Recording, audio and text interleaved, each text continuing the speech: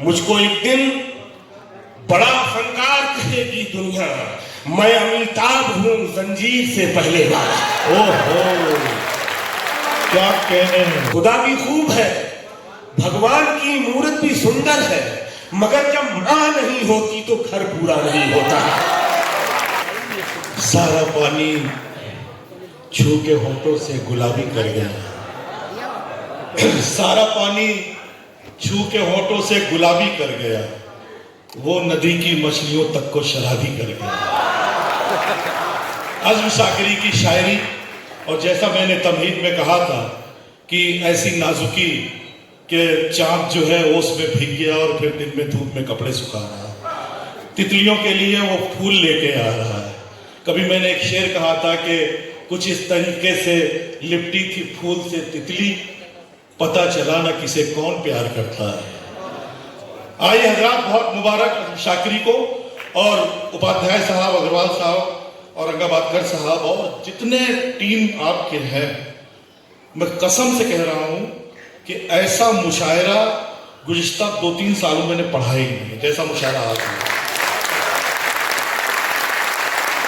लाखों के गवर्नमेंट के मुशायरे होते हैं या और मुशायरे होते हैं, एक आरा मशीन सी चलती है और वहाँ शायरी के अलावा सब कुछ होता है।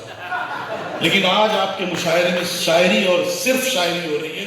एक बार जोरदार तालियां आज के ओहदेदारान के नाम, जिम्मेदारान के नाम और जो भी कमेटी के कोर कमेटी के मेंबर हो सकते हैं।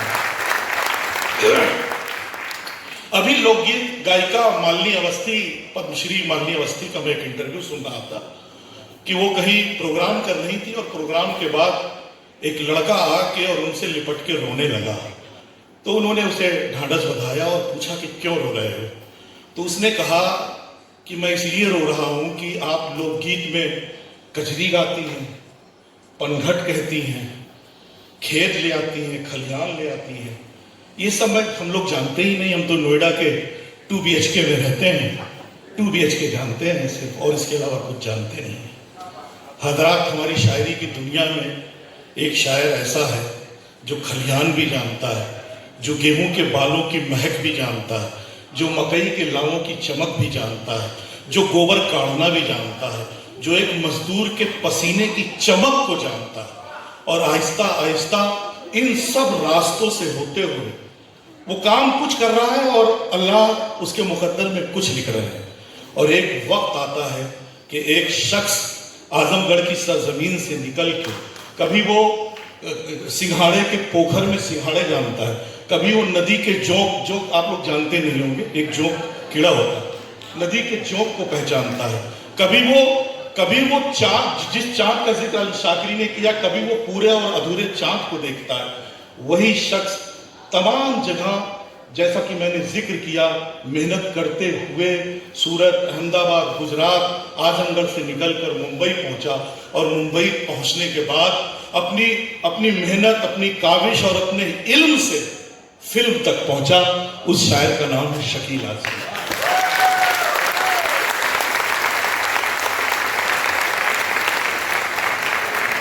उपाध्याय सर, अग्रवाल साहब, हमारी शायरी में बड़ा मतलब एक बारीक काम है। जैसे आप लोग साइंस में पढ़ते होंगे कि एक्स्ट्राऑर्डिनरी किडनी इधर निकल गई, एक्सरे इधर निकल गया, प्रोटॉन ऐसे हमला हुआ। ऐसे ही शायरी में जो शायर, कुछ लोग ये तय कर लेते हैं कि जो शायर मुशायरों में पढ़ते हैं वो अदब के शायर नहीं, और कुछ लोग ये तय कर लेते हैं कि जो रिसालों में छप रहे हैं, मैगजीन में छप रहे हैं, कोई उन्हें जानता नहीं, मोहल्ला वाला भी नहीं जानता है, वो अदब के शायर हैं। ये एक गुज़िश्ता 40-50 सालों से ये रवायत चली आ रही है। मुशायरे का शायर परेशान रहता है कि हमें अदब में जगह मिले, अदब का शायर परेशान रहता है कि हमें मुशायरा मिले। और जो लोग फिल्मों में लिखने के लिए जाते हैं वो अपना पूरा कैरियर बर्बाद कर लेते हैं। अनजान को कौन शायर मानेगा, आनंद बख्शी को कौन शायर मानेगा, समीर गाने लिख रहे हैं, 20,000 गाने लिख रहे हैं, कौन शायर। लेकिन जो लोग जावेद अख्तर को गीतकार मानते हैं, इस हुनर में निदा फाजली एक बड़ा नाम है, जिसने फिल्मों में भी लिखा और इल्म में, अदब में भी उस शायर का बड़ा नाम है। उसी रास्ते पे चलते हुए शकील आजमी ने फिल्मों में भी गाने लिखे, और आप यकीन नहीं करेंगे कि इनकी किताब हिंदी और उर्दू में 13 किताबें आ चुकी हैं। इनको 25 अवार्ड मिल चुके हैं अदबी और फिल्म। 70 फिल्मों में इन्होंने गाने लिखे हैं। कुछ फिल्मों के नाम मैं यहाँ लेना जरूरी समझता हूँ। एक है मुल्क, फिल्म आपने देख ली होगी। फिर शादी में जरूर आना, जहर, नजर, मदहोशी और ऐसे बहुत सारी फिल्में हैं जिनमें इनके गाने हिट हुए हैं। अगर आप गूगल में सर्च करेंगे तो शकील आजमी का नाम चमक के आएगा। मैं उसी शायर को बुलाना चाहता हूँ। निदा फाजली ने कहा कि यहाँ किसी को कोई रास्ता नहीं देता, गिरा कि मुझको अगर तुम संभल सको तो चलो। यहाँ किसी को कोई रास्ता नहीं देता, गिरा के मुझको अगर तुम संभल सको तो चलो। डॉक्टर अख्तर नजवी ने कहा कि नहीं है कोई मुरव्वत नहीं है पानी में, जो हाथ पांव ना मारेगा डूब जाएगा। तो शकील आजमी ने कहा कि परों को खोल, जमाना उड़ान देखता है, जमीन पे बैठ के क्या आसमान देखता है। जोरदार तालियों में इस्तकबाल कीजिए जनाब शकील आजमी का।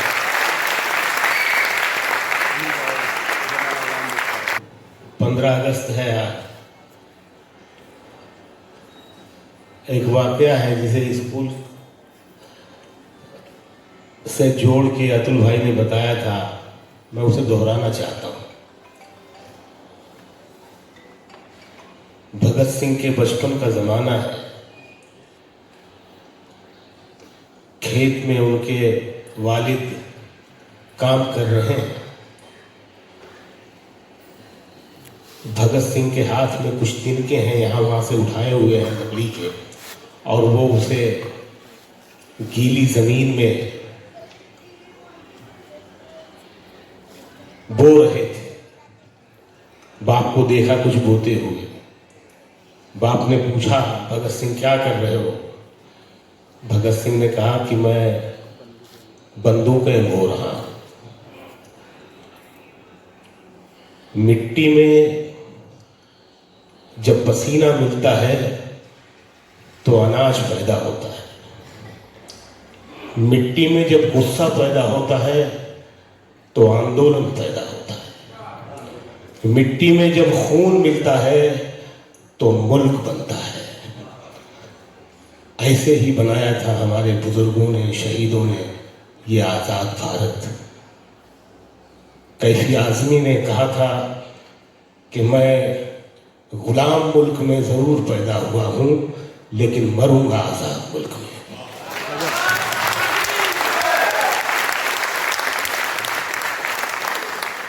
और हम आजाद भारत में पैदा हुए हैं और इंशाअल्लाह मरेंगे भी आजाद भारत में। आजाद भारत और ये 15 अगस्त आप सबको मुबारक हो। आपने जिस तरह से इस हाल को सजाया है, ये सब देख के मुल्क से और भी ज्यादा मोहब्बत का जज्बा पैदा होता है।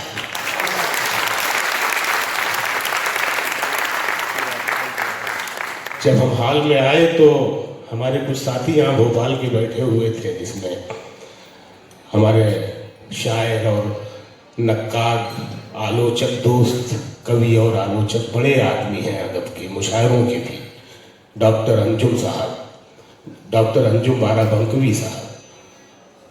हाल खाली था। इन्होंने मुझे बताया कि ये हाल पहले बहुत भरा रहता था। भेल के इतने मेंबर्स हैं कि अगर वो आ जाए तो ये हाल छोटा पड़ जाए। मैंने कहा भेल के जो लोग हैं उन्हें आलसी होना चाहिए, बेकार होना चाहिए।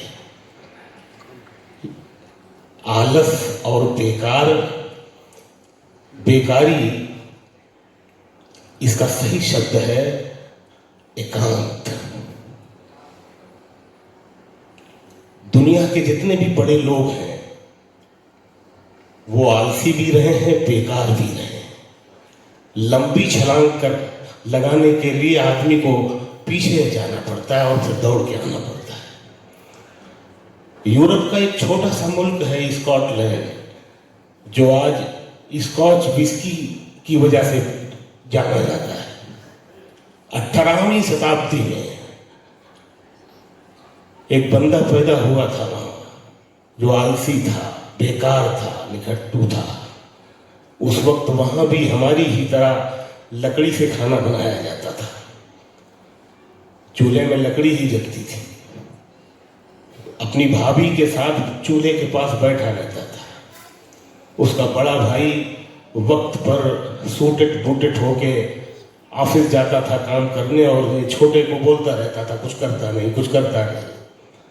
भाभी माँ की तरह थी, बड़ी थी, कहती थी करेगा, अभी इसकी उम्र ही क्या। जैसे हमारे यहाँ हिंदुस्तान में औरतें भाभियाँ और माएँ कहती हैं, बड़ी बहनें कहती हैं बचाने के लिए छोटे को। वो बंदा जाने कब से वो चूल्हे के पास रोज बैठता था। एक दिन उसने महसूस किया, देखा, उसने रोज देखता था लेकिन समझ में नहीं आता था, नोटिस नहीं करता था। गालिब से पहले उर्दू में एक और बहुत बड़े शायर हुए हैं, मीर तकी मीर। उन्होंने कहा था, सरसरी तुम जहान से गुजरे वरना हर्जा जहान दीगर था। एक और जहान था जो तुम नहीं देख पाए। तो ये जो नजर है, ये कभी कभी नजर बनती है तो हम देख पाते हैं वो जो हम देख के भी नहीं देख पाते। पतीली के ढक्कन को उठते गिरते देखा उसने और महसूस किया कि यार इस भाप में तो ताकत है। और उसने दुनिया का सबसे पहला भाप का इंजन बनाया। उसका नाम था जेम्स वॉट।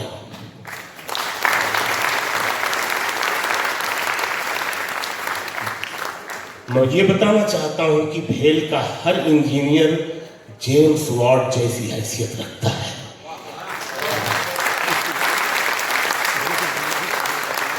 हिंदुस्तान भेल पर फख्र करता है, गर्व करता है। आप जो काम कर रहे हैं बहुत बड़ा काम कर रहे हैं, रोशनी बना रहे हैं। मैं तो कह रहा हूं रोशनी बना रहे हैं। मैंने आसिफ से कहा था कि कुछ नई गजलें भी सुनाना, तो डर गया वो। उसने कहा पहली बार आया हूं। मैंने कहा यार सुनेंगे, मेरे पास बहुत कुछ नया भी है, मैं नए से शुरू करना चाहता हूं। मुझे अपने सुनने वालों में बहुत भरोसा है और मैं जानता हूं कि मैं अच्छा ही लिखता हूं, खराब लिखता ही नहीं।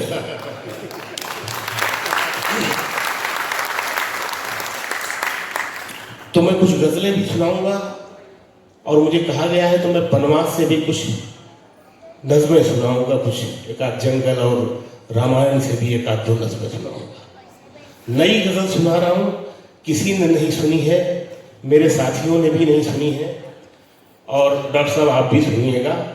और वो डॉक्टर कमर साहब हैं, चले गए, जनाब आप भी सुने। और भेल के सब जिम्मेदार यहाँ तशरीफ रखते हैं। नाम बहुत ज़्यादा है, छूट जाएंगे तो नाराज हो जाएंगे, तो नाम से कुछ लोगों को पहचानने लगा हूं मैं। चेहरे से सबको पहचानता हूं क्योंकि मोहब्बत करने वालों की शक्लें एक जैसी होती है।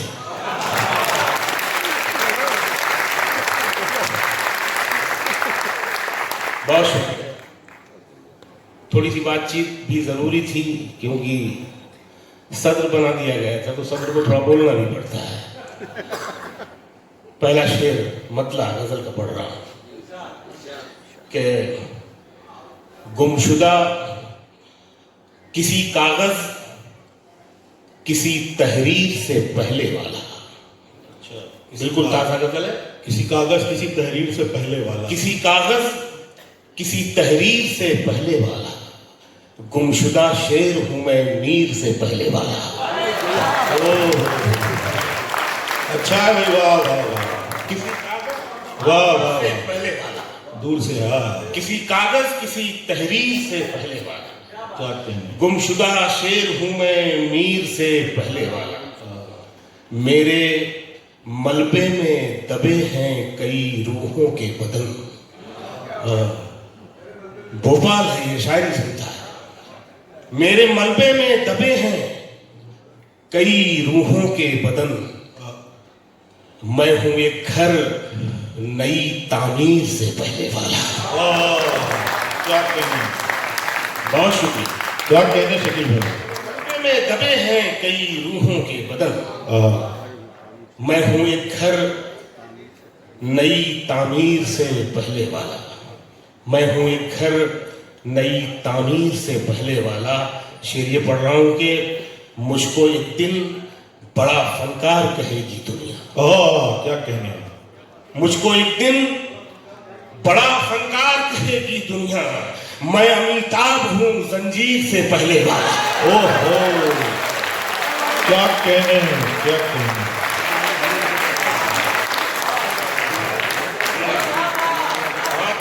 क्या कहने शकील भाई? मुझको एक दिन बड़ा फनकार कहेगी दुनिया। मैं अमिताभ हूं जंजीर से पहले वाला।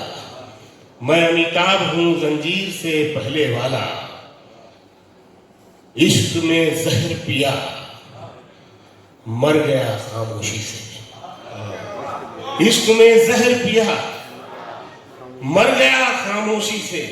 मैं भी रांझा हूं मगर हीर से पहले वाला। क्या कहने, वाह वाह वाह वाह वाह वाह वाह, क्या कहने, क्या कहने। बहुत शुक्रिया, बहुत धन्यवाद। वाह वाह, इश्क में जहर पिया मर गया खामोशी से। मैं भी रांझा हूं मगर हीर से पहले वाला। देखिए, शायरी में बहुत ज्ञान की या बहुत इल्म की जरूरत नहीं होती, लेकिन शायर के पास अगर ज्ञान भी हो, इल्म भी हो, तो वो कहीं ना कहीं शायरी में आता है और उसकी शायरी में इजाफा करता है। इधर मैं 2 सालों से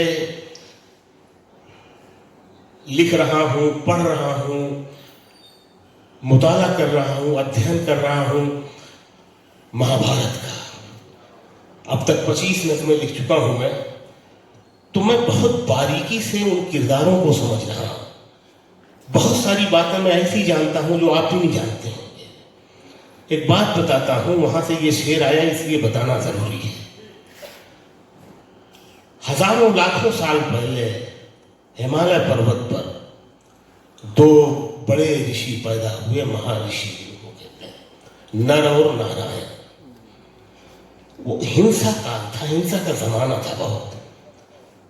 एक असुर भी उसी जमाने में था जिसका नाम था दंबुद।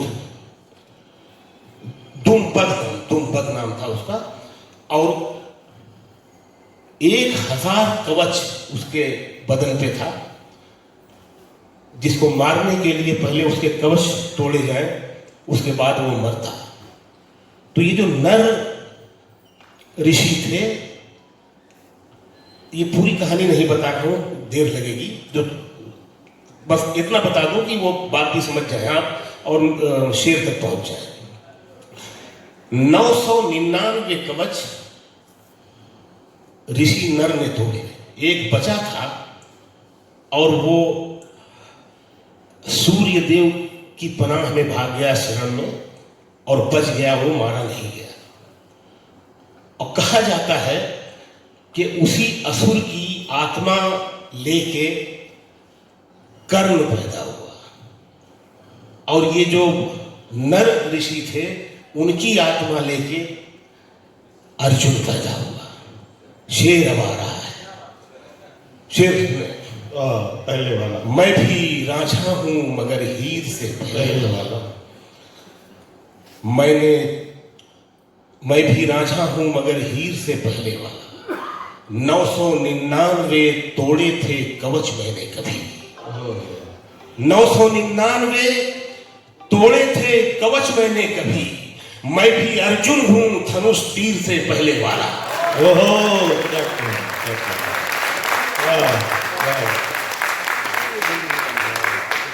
मैं भी अर्जुन हूं धनुष तीर से पहले वाला। कैमरे खा गए पहचान भी अब उसकी शकील। ओहो, कैमरे खा गए पहचान भी अब उसकी शकील।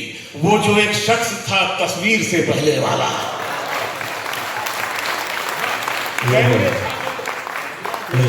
कैमरे खा गए पहचान भी अब उसकी शकील। कैमरे खा गए पहचान भी अब उसकी शकील। वो जो एक शख्स था तस्वीर से पहले वाला। मेरे मरने मेरे जीने से नहीं हो सकता। मेरे मरने मेरे जीने से नहीं हो सकता। घर फकत खून पसीने से नहीं हो सकता। घर फकत खून पसीने से नहीं हो सकता। गौर से देखो यहाँ मेरा लहू भी होगा। शेर देखे, गौर से देखो यहाँ मेरा लहू भी होगा। ऐसा धब्बा तो पसीने से नहीं हो सकता। क्या फिर से दोबारा मुकर्रर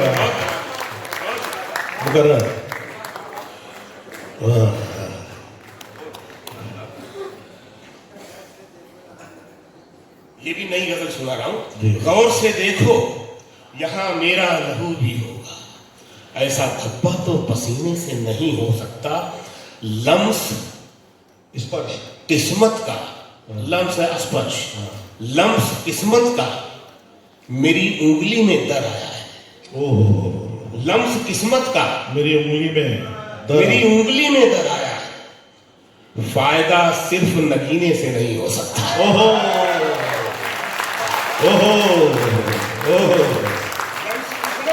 उंगली में दर आया। क्या कहने, क्या बारीक शेर है भाई। वाह। फायदा सिर्फ नगीने से नहीं हो सकता।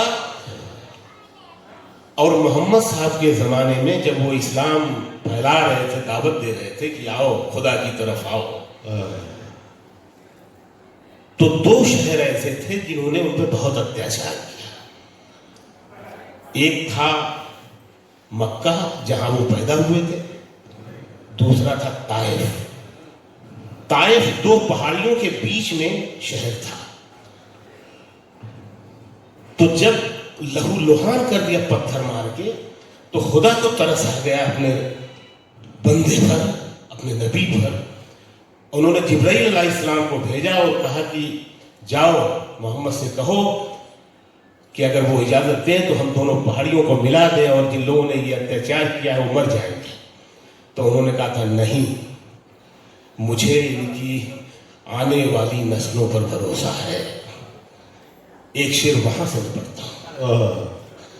और मदीना वो जगह है जहां उनको प्यार मिला। मदीना बहुत कूल है, बहुत ही मुलायम है, बहुत ही दोस्त शहर है। मेरे मरने मेरे जीने से नहीं हो सकता। घर फकत खून पसीने से नहीं हो सकता। तेरा शजरा किसी मक्के, तेरा शजरा किसी ताइफ किसी मक्के से है। तेरा शजरा किसी ताइफ किसी मक्के से है।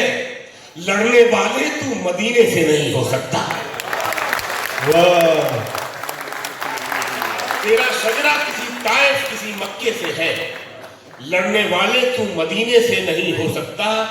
और जो भंवर देख के साहिल की तरफ कूद गया, वो कभी मेरे सफीने से नहीं हो सकता। जो भंवर देख के साहिल की तरफ कूद गया, वो कभी मेरे सफीने से नहीं हो सकता। ये गजल भी नई है, मैं सुना रहा हूं। आपकी कोई फरमाइश होगी तो वो भी मैं जरूर पढ़ूंगा। देखिए, छोटी बहर में है ये गजल और रोमांटिक गजल है। ये जो मोहब्बत है, इसका जो जज्बा है, दुनिया में कितनी भी नफरत हो जाए, मोहब्बत कभी खत्म नहीं होगी। ये जज्बा हमेशा बड़ा होगा, हमेशा बड़ा रहेगा। मैं पढ़ रहा हूं कि रास्ते खिल के मुस्कुरा रहे थे। रास्ते खिल के मुस्कुरा रहे थे। हम कहीं उसके साथ जा रहे थे। रास्ते खिल के मुस्कुरा रहे थे। हम कहीं उसके साथ जा रहे थे। और एक प्रॉब्लम ये भी है कि आजकल आप मोहब्बत करते हैं, एक तीसरा आ जाता है, कहता मत करो मोहब्बत। तो अभी तीसरा आ रहा है। रास्ते खिल के मुस्कुरा रहे थे, हम कहीं उसके साथ जा रहे थे। एक पत्थर गिरा था कि वहीं हम जहां आईना बना रहे थे।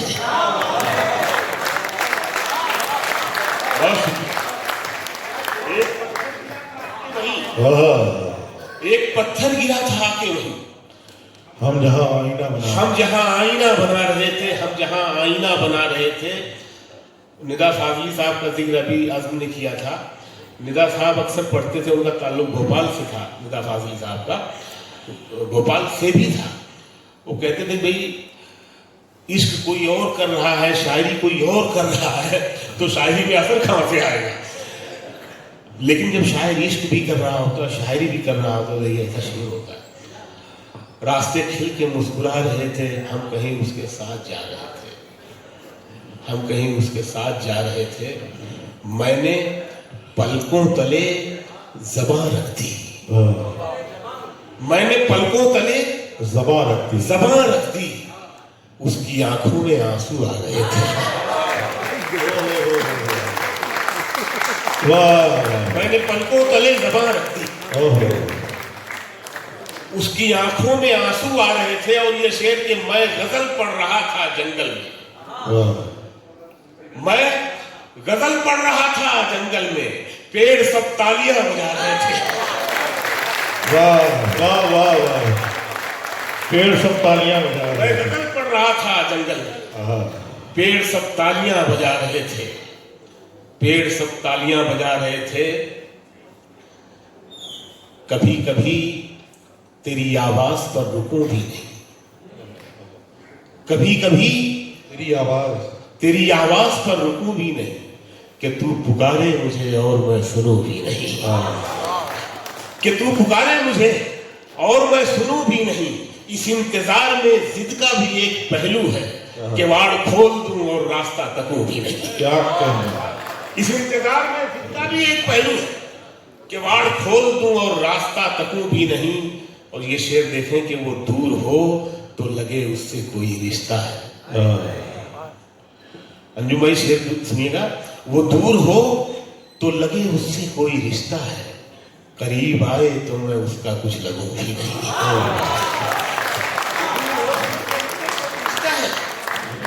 वो दूर हो तो लगे उससे कोई रिश्ता है, करीब आए तो मैं उसका कुछ लगूं भी नहीं।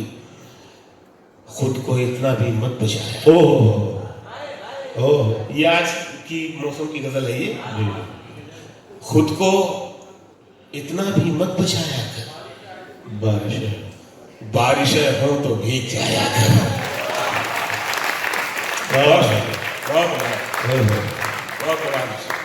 खुद को इतना भी मत बचाया कर, बारिशें हो तो भीग जाया कर।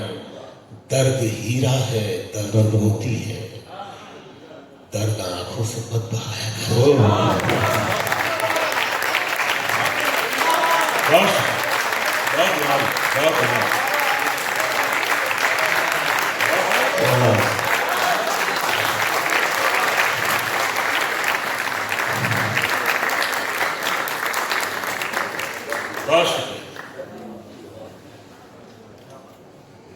दर्द आंखों से मत बहाया कर, काम ले कुछ हसीन होठों से, बातों बातों में मुस्कुराया कर।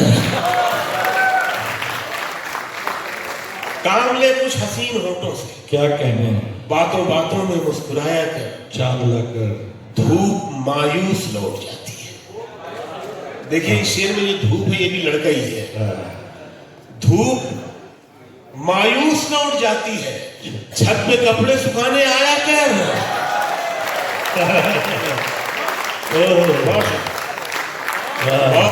बहुत रात भोपाल, बहुत शुक्रिया। धूप मायूस लौट जाती है, छत पे कपड़े सुखाने आया कर, चांद लाकर कोई नहीं दे। ओह, क्या शेर है भाई का। ये शेर खास तौर से मेरे जो छोटे भाई बहन हैं यहाँ पर, उनके लिए तो खास तौर से शेर सुनिएगा। ये इस गजल का आखिरी, छत पे कपड़े सुखाने आया, छत पे कपड़े सुखाने आया कर, चांद लाकर कोई नहीं देगा, चांद लाकर कोई नहीं देगा, अपने चेहरे से जगमगाया कर।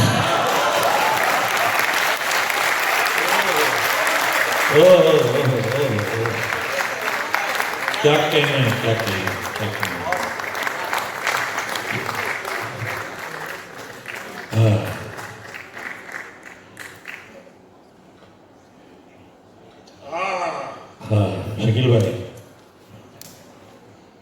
या ये धर्मेंद्र सोलंकी साहब हैं, ये भेल में भी हैं, और ये कविता भी, हाँ इनको तो आज यहाँ सुनाना चाहिए था, जाने क्यों नहीं सुना रहे हैं ये। बहरहाल तो अभी ये मेरे कान में कुछ सुर फूंक के गए हैं तो मैं वो गजल सुना रहा हूँ कि तू नहीं दिल में मगर तेरा निशान बाकी है। ओह, तू नहीं दिल में मगर तेरा निशा बाकी है। मगर तेरा निशान बाकी है, बुझ गई आग मोहब्बत की धुआं बाकी है। बुझ गई आग मोहब्बत की धुआं बाकी है, बुझ गई आग मोहब्बत की धुआं बाकी है। शेर देखें कि मेरा विश्वास मोहब्बत से नहीं उठ सकता, मेरा विश्वास मोहब्बत से नहीं उठ सकता, जब तलक शहर में फूलों की दुकान बाकी है। क्या कहना, वंस मोर का मतलब समझता हूं, मैं पढ़ रहा हूं। तू नहीं दिल में मगर तेरा निशान बाकी है, बुझ गई आग मोहब्बत की धुआं बाकी है। पहली बार वाला रिकॉर्ड नहीं हुआ था क्या? बुझ गई आग मोहब्बत की धुआं बाकी है, मेरा विश्वास मोहब्बत से नहीं उठ सकता, जब तलक शहर में फूलों की दुकान बाकी है। शेर देखें कि नया लगे और अच्छा भी लगे, दोस्तों मुझे बताएं, जब तलक शहर में फूलों की दुकान बाकी है। जिस जगह हमने कैलेंडर में जुदाई लिखी, जिस जगह हमने कैलेंडर में जुदाई लिखी, एक मुलाकात की तारीख वहां बाकी है। क्या कहने, वाह वाह शकील भाई वाह। जिस जगह हमने कैलेंडर में जुदाई लिखी, एक मुलाकात की तारीख वहां बाकी है, और मैं तेरे बेवफा होने से परेशान नहीं, मैं तेरे बेवफा होने से परेशान नहीं, दिल लगाने को अभी सारा जहां बाकी है।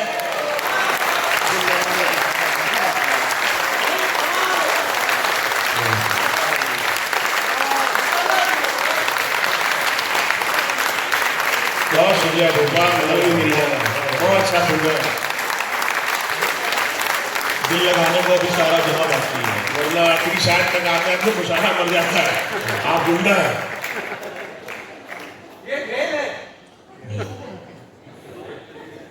जब तलक शहर में फूलों की दुकान बाकी है, गुजरता है मेरा हर दिन मगर पूरा नहीं होता, गुजरता है मेरा हर दिन।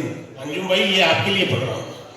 गुजरता है मेरा हर दिन मगर पूरा नहीं होता, मैं चलता जा रहा हूं और सफर पूरा नहीं होता, मैं चलता जा रहा हूं और सफर पूरा नहीं होता। लगाना बाग तो उसमें मोहब्बत भी जरा रखना, लगाना बाग तो उसमें मोहब्बत भी जरा रखना, परिंदों के बिना कोई शजर पूरा नहीं होता, परिंदों के बिना कोई शजर पूरा नहीं होता। खुदा भी खूब है, भगवान की मूरत भी सुंदर है, खुदा भी खूब है, भगवान की मूरत भी सुंदर है, मगर जब मां नहीं होती तो घर पूरा नहीं होता। क्या कहने शकील भाई, वाह वाह वाह वाह,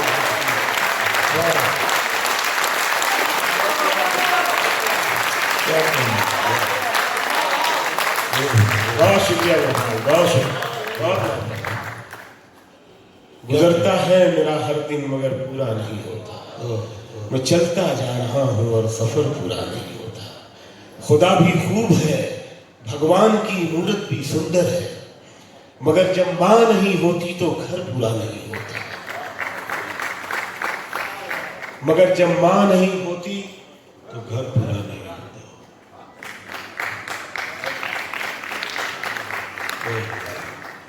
मगर जब मां नहीं होती तो घर पूरा नहीं होता। वो चोटी की बनावट हो कि टोपी की सजावट हो, वाह, मजा लीजिए मिसरे। जी जी, मजा लीजिए। वो चोटी की बनावट हो कि टोपी की सजावट हो, बिना इंसानियत के कोई सर पूरा नहीं होता। वाह भाई वाह, क्या कहने। चोटी की बनावट हो, टोपी की सजावट हो, बिना इंसानियत के कोई सर पूरा नहीं। वो चोटी की बनावट हो कि टोपी की सजावट हो, बिना इंसानियत के कोई सर पूरा नहीं होता। आसमानों से जमीनों को मिलाने वाले झूठे होते हैं ये तकदीर बताने वाले।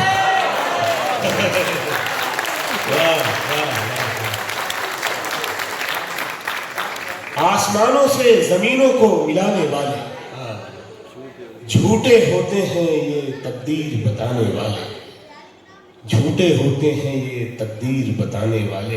ये शेर सुना रहा हूं भोपाल, सुन ले ये शेर।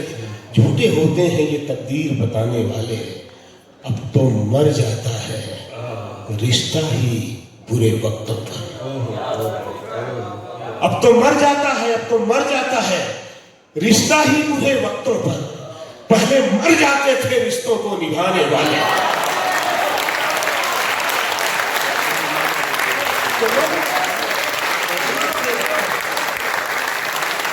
क्या कहने। वाह,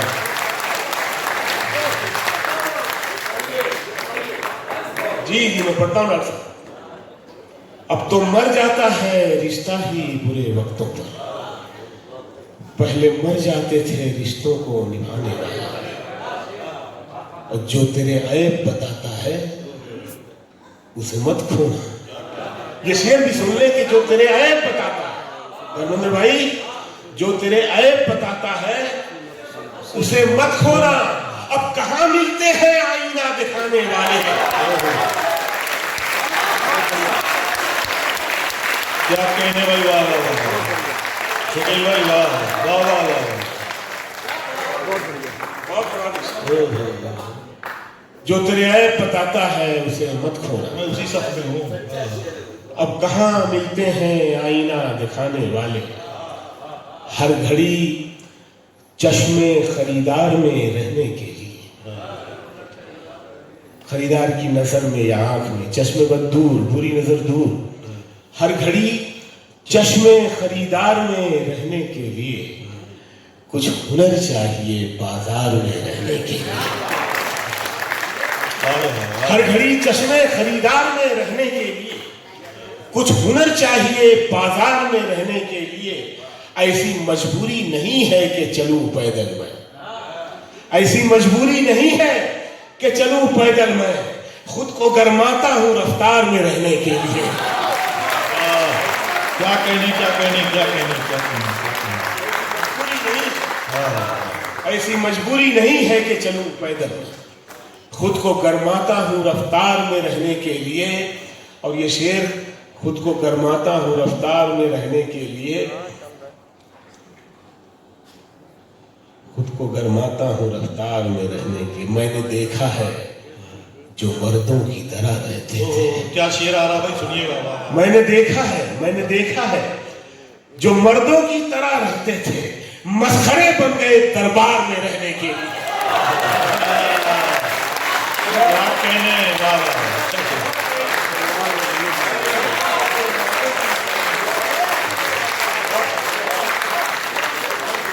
क्या कहने चाहिए। मैंने देखा है जो मर्दों की तरह रहते थे, मसखरे बन गए दरबार में रहने के लिए। और आप देखते हैं इधर कि कोई टीवी पे कोई आता है जिसे कोई नहीं पहचानता, उल्टे सीधी बातें ऐसी करता है कि रातों रात मशहूर हो जाता है। उसको नहीं मालूम कि ये शोहरत नहीं बदनामी है। तो शोहरत और बदनामी का फर्क देखिएगा इस शेर में। अब तो मर जाता है रिश्ता ही बुरे वक्तों पर, पहले मर जाते थे रिश्तों को निभाने वाले। अब तो शोहरत का, हाँ, बदनामी से वो रिश्ता है। अब तो बदनामी से शोहरत का वो रिश्ता है कि लोग, अब तो बदनामी से शोहरत का वो रिश्ता है कि लोग नंगे हो जाते हैं अखबार में रहने के लिए। वाह वाह, क्या क्या कहेंगे, क्या कहेंगे, क्या कहेंगे। ओह, अब तो बदनामी से शोहरत का वो रिश्ता है कि लोग नंगे। कितना बज गया टाइम? है अभी बनवास पढ़ने के लिए टाइम है। अच्छा, बनवास से पहले एक बहुत ही रोमांटिक नज्म सुना देता हूँ। हाँ, है ना, यूथ है यहाँ पर काफी। तो यूथ क्या है? ये मोहब्बत जो है, ये खुदा ने इंसान को मोहब्बत करने के लिए ही पैदा किया है, और इंसान यहाँ आके खुराफात में लग गया है। मैं सच बता रहा हूं। तो ये बहुत ही रोमांटिक नज्म है, और इसका जो कहन है, इसका जो क्रिएशन है, जो इसकी बुनत है नज्म की, और इसका थॉट है, जो ख्याल है, जो वो सब देखें और अच्छा लगे तो बताएं सुन के आप। कभी दिल चाहता है आईना बन जाऊं मैं तेरा, मुझे ही देख के खुद को संवारे तू, मुझे ही देख के खुद को निखारे तू, मुझे ही देख के तू मुस्कुराए भी, मुझे ही देख के तू गुनगुनाए भी। कभी दिल चाहता है रास्ता बन जाऊं मैं तेरा, तेरे नाजुक कदम चलते रहे मेरे बदन पर, चरागों की तरह चलते रहे मेरे बदन पर, गुलाबों की तरह खिलते रहे मेरे बदन पर, महक खुल जाए तेरे जिस्म की मेरे बदन में, नमक धुल जाए तेरे जिस्म का मेरे बदन में। कभी दिल चाहता है प्यार हो जाए तुझे मुझसे, तेरे दिल में मेरे अरमान धर आए, तेरी आंखों में मेरे ख्वाब भर जाए, तू सोचे तो मुझे सोचे, तू चाहे तो मुझे चाहे, तू मेरे वास्ते बेचैन हो जाए, तड़प बन जाऊं मैं तेरी, तू मुझको ढूंढने निकले मगर पाए नहीं मुझको, मैं तेरे दिल में ही छुपकर कहीं बैठा रहूं, तुझे बेचैन होता देख के हंसता रहूं। कभी दिल चाहता है, बहुत दिल चाहता है।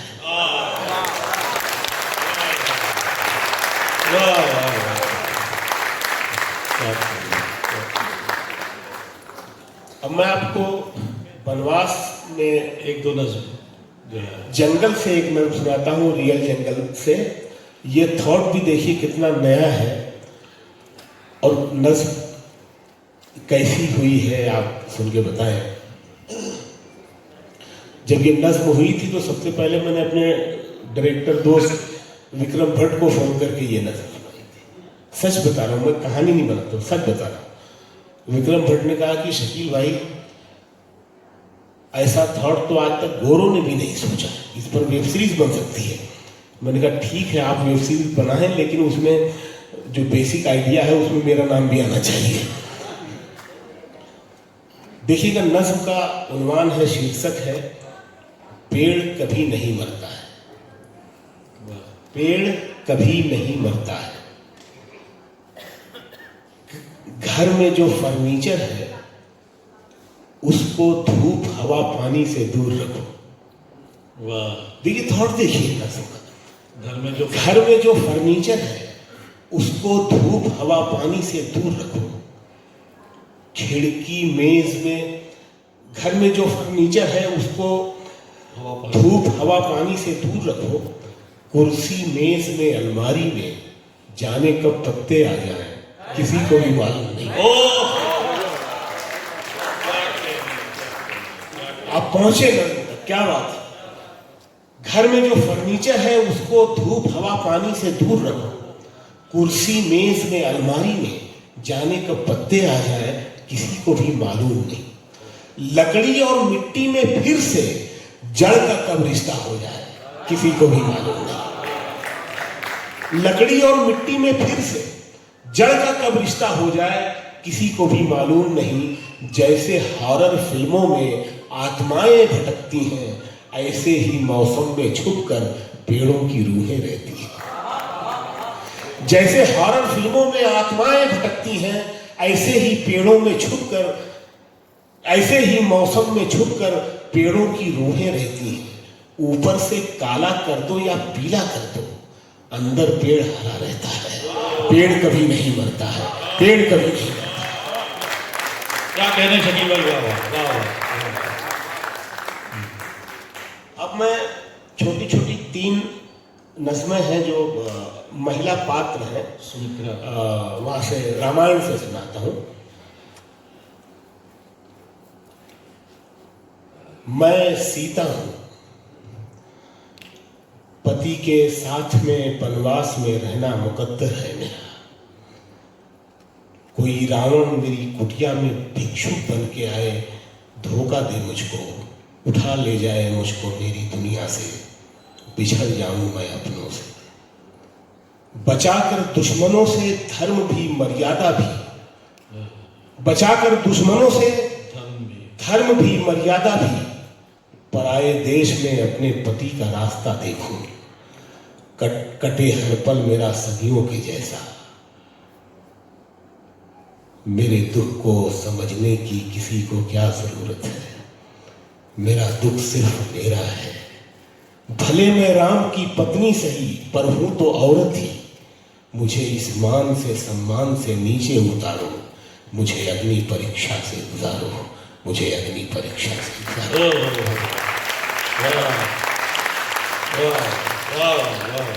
बहुत शुक्रिया। अब ये नज्म है उर्मिला, जो राजा जनक की बायोलॉजिकल पुत्री थी। सीता जी तो खेत से मिली थी। सीता जिसे छोटी थी, लक्ष्मण की नई नई शादी हुई है और वनवास का समय आ गया है। नई नई शादी हुई है और लक्ष्मण 14 साल के लिए वनवास जा रहे हैं अपनी बीवी को छोड़ के। आप सोचिए 14 बरस कोई लड़की, कोई औरत ऐसा इंतजार कर सकती है आज के जमाने में। और सिर्फ यही नहीं, जब पहली रात पड़ी जंगल में तो लक्ष्मण को नींद आने लगी, पलकें झपकने लगी, तो लक्ष्मण ने निद्रा देवी की उपासना की। निद्रा देवी प्रकट हुई तो पूछा कि क्या चाहिए। लक्ष्मण ने कहा कि मैं 14 साल तक सोना नहीं चाहता। निद्रा देवी ने कहा यह संभव है, लेकिन इसके बदले में आपको कोई अपने का नाम बताना पड़ेगा जिसे मैं आपकी नींदें उसे दे सकूं। तो लक्ष्मण ने कहा मेरी बीवी को दे दो, उर्मिला को दे दो। आप सोचिए, जो इंसान 14 साल तक सोता रहे उसकी संवेदनाएं मर जाएंगी, उसकी हिस्स मर जाएगी, पत्थर हो जाएगा। इतना बड़ा बलिदान है उस लड़की का। मुझे यहाँ शिकायत वाल्मीकि जी से भी है, जिन्होंने रामायण में सिर्फ 2-3 लाइनों में ही उसकी बात करके आगे बढ़ गए। रविंद्रनाथ टैगोर ने लिखा था कि हमें उर्मिला पे लिखना चाहिए, उस पर काम नहीं हुआ। मैथिली शरण गुप्त हिंदी के बड़े शायर हैं, उन्होंने जरूर काम किया। मैं सुनाता हूँ नज्म उर्मिला। उसका जो दर्द है उसको मैंने महसूस किया, ऑब्जर्व किया, फिर ये नज्म हुई। आप यकीन कीजिए, जब तक ये नज्म नहीं लिखी थी मैं कई घंटे तक उर्मिला ही होता था एक दिन में, जब तक ये नज्म नहीं लिखी थी। वो दर्द आपको दिखाई देगा नज्म में। राम को जो मिला वनवास गलत था, लेकिन राम को जो मिला वनवास गलत था, लेकिन कोई राजा कभी मजबूर भी हो सकता है। जिद पे अड़ जाए जो रूठी हुई सौतेली मां, बाप बेटे से बहुत दूर भी हो सकता है।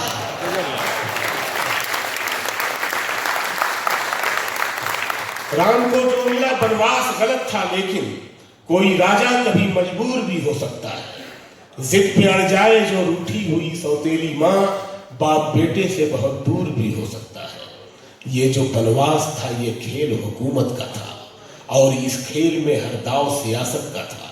मुल्क जल जाते हैं कितने ही सियासत के लिए, कत्ल हो जाते हैं अपनों के हुकूमत के लिए। घर से जंगल को चले राम जो दुनिया को समेट, उर्मिला को भी चढ़ाया गया वनवास की भेंट। घर से जंगल को चले राम जो दुनिया को समेट, उर्मिला को भी चढ़ाया गया वनवास की भेंट। सिर्फ पत्नी ही नहीं खुद को भी कुर्बान किया, छोटे लक्ष्मण ने बड़े राम पे एहसान किया।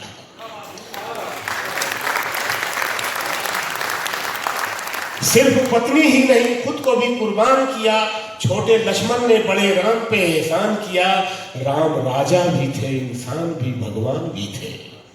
उर्मिला के वो मगर भाव से अनजान भी थे। राम राजा भी थे, इंसान भी, भगवान भी थे। उर्मिला के वो मगर भाव से अनजान भी थे। दूर रहना पड़ा लक्ष्मण से उसे 14 बरस। वो महल उसके लिए ऐसा था जैसे कि कफस। उर्मिला बेदिलो बेजान थी लक्ष्मण के बगैर, जैसे सिंगार हो कोई किसी दर्पण के बगैर। उर्मिला बेदिलो बेजान थी लक्ष्मण के बगैर, जैसे सिंगार हो कोई किसी दर्पण के बगैर। दर्द उसका कभी दीवार से निकला ही नहीं, उसमें जो मोम था वो धूप में पिघला ही नहीं। दर्द उसका कभी दीवार से निकला ही नहीं, उसमें जो मोम था वो धूप में पिघला ही नहीं। एक चिंगारी बिना भड़के हुई रात में रात, उसके अश्कों से ना भीगी कभी इतिहास की आंख। ऐसा किरदार के जिसका कोई किस्सा भी नहीं, उर्मिला राम के वनवास का हिस्सा भी नहीं। उर्मिला राम के वनवास का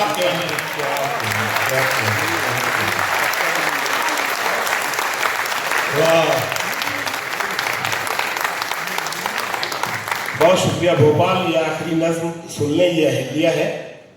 अहलिया के बारे में जानते होंगे आप सब। थोड़ा सा मैं इशारा कर दूं। गौतम ऋषि की पत्नी थी और इंद्रदेव मोहित हो गए थे। गौतम ऋषि का भेष बदल के उससे मिलते थे। जब उन्हें पता चला तो अपनी पत्नी को ही गलत समझा और उसको शापित कर दिया, बद्दुआ दे दी, श्राप दे दिया और वो पत्थर की मूर्ति में बदल गई। राम जी जब उस मूर्ति के पास से गुजरे तो उनके पांव के लम्स से, छुअन से, स्पर्श से वो फिर से अपने इंसानी वजूद में आ गई।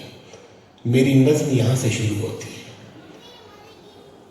औरत जो है उस पर अत्याचार तब भी होता था, आज भी होता है। उसने सोचा कि मुझे फिर दोबारा औरत बना दिया, फिर वही सब मेरे साथ होगा। ये नज्म यहां से शुरू होती है। राम तुम क्यों मुझे छूकर गुजरे, तोड़कर क्यों मुझे पत्थर से निकाला तुमने।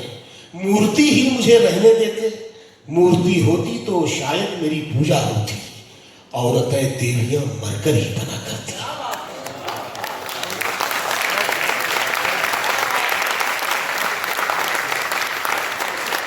राम तुम क्यों मुझे छूकर गुजरे, तोड़कर क्यों मुझे पत्थर से निकाला तुमने। मूर्ति ही मुझे रहने देते, मूर्ति होती तो शायद मेरी पूजा होती। औरतें देवियां मरकर ही बना करती हैं।